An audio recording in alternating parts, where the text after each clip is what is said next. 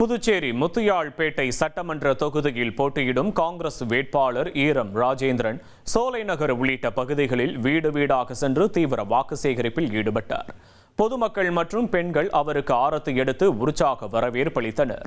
அப்போது செய்தியாளர்களிடம் பேசிய ஈரம் ராஜேந்திரன், முத்தியால்பேட்டையில் கஞ்சா மற்றும் போதைப் பொருட்களின் நடமாட்டத்தை முற்றிலுமாக ஒழிப்பதே தனது முதல் இலக்கு என அதிரடியாக தெரிவித்தார்.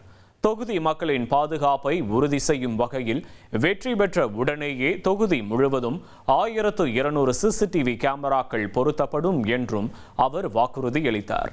குற்றச்சம்பவங்களே இல்லாத மக்கள் அமைதியுடன் வாழ தகுதியான தொகுதியாக முத்தியால்பேட்டையை மாற்றுவேன் என அவர் உறுதிபட கூறினார். இங்கே நிறைய குற்ற சம்பவங்கள் நடந்துட்டு இருக்குது. கஞ்சா அது மாதிரி போதைப் பொருள் நிறையா நடமாட்டம் இங்கே இருக்குது. இந்த எலெக்ஷனில் நான் ஜெயிச்சு வெளியே வந்ததுக்கப்புறம் 100% அதை முற்றிலுமே ஒழித்து ஒரு பாதுகாப்பான வாழக்கூடிய தகுதியுள்ள முத்தியால்பேட்டையாக நான் உருவாக்குவேன் அப்படிங்கிறது இந்த இடத்துல தெரிவிச்சுக்கிறேன். நான் சிசிடிவி கேமரா ஒரு தெருவுலையும் ஒரு ஸ்ட்ரீட்லேயும் வந்து அந்த கார்னரில் சிசிடிவி கேமரா வைக்கணுங்கிறத பிளான் பண்ணியிருக்கிறோம். இனி செல்லும் இடமெல்லாம் செய்தி. தந்தை டிவியின் வாட்ஸ்அப் சேனலை ஃபாலோ பண்ணினா செல்ல இருக்கும் இடமெல்லாம் செய்தி.